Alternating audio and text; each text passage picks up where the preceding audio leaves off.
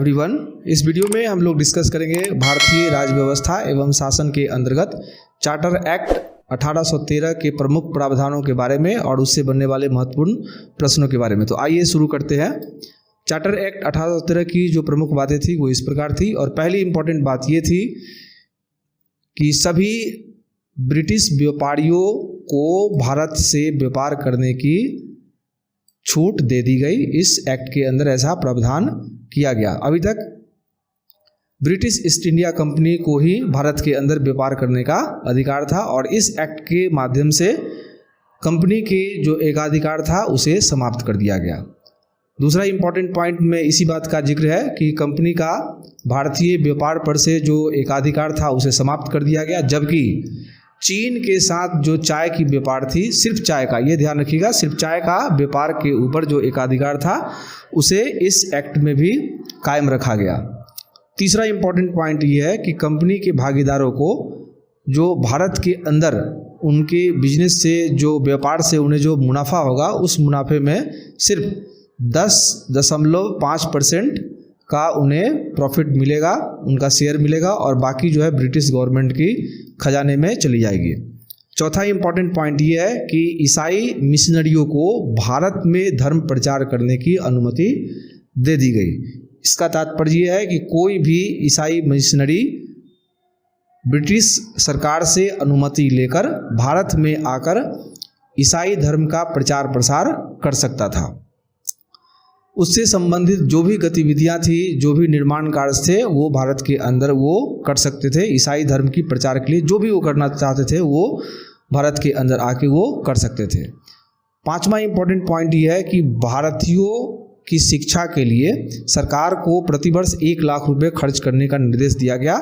इस बिंदु से ये पता चलता है कि ब्रिटिश संसद ये चाहती थी कि भारत के अंदर जो ईस्ट इंडिया कंपनी की जो व्यापारिक गतिविधियां चल रही है उसको सुचारू रूप से चलाने के लिए स्थानीय लोगों को प्रशिक्षित की जाए, जो उनके कंपनी की जो गतिविधियां है उसमें उनका सेवा ली जाए। इसीलिए इस तरीके का प्रावधान किया गया कि जब वो शिक्षित होंगे, ट्रेंड होंगे, स्किल्ड होंगे, तो जो व्यापारिक गतिविधियां हैं ईस्ट इंडिया कंपनी की उसमें वो सहयोग दे सकते हैं।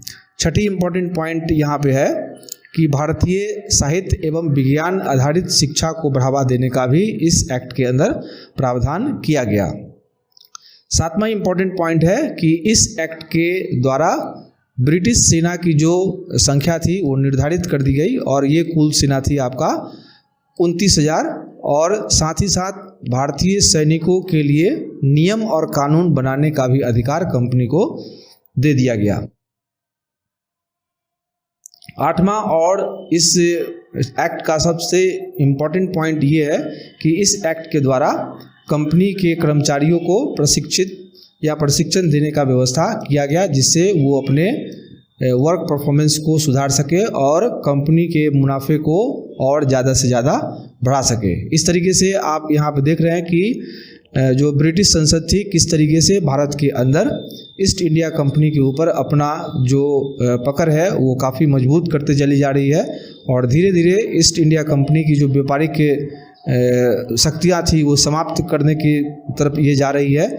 और एक टाइम मतलब इसके बाद जो हम लोग एक्ट में डिस्कस करेंगे तो वहाँ पता चलेगा कि ब्रिटिश ईस्ट इंडिया कंपनी का भारतीय क्षेत्र उपमहाद्वीप से जो व्यापार करने का एक अधिकार है वो बिल्कुल समाप्त कर दी गई, और नई तरीके से उसके ऊपर नियंत्रण स्थापित कर दिया गया। तो यहाँ पे ये वीडियो समाप्त हुआ। आपको ये वीडियो पसंद आ रही होगी, पसंद आ रही है तो लाइक कीजिए, शेयर कीजिए, सब्सक्राइब जरूर कीजिए। सब्सक्रिप्शन ज़रूरी है, आपके सब्सक्रिप्शन से और आपके लाइक से मुझे मोटिवेशन मिलेगा। जय हिंद, जय भारत।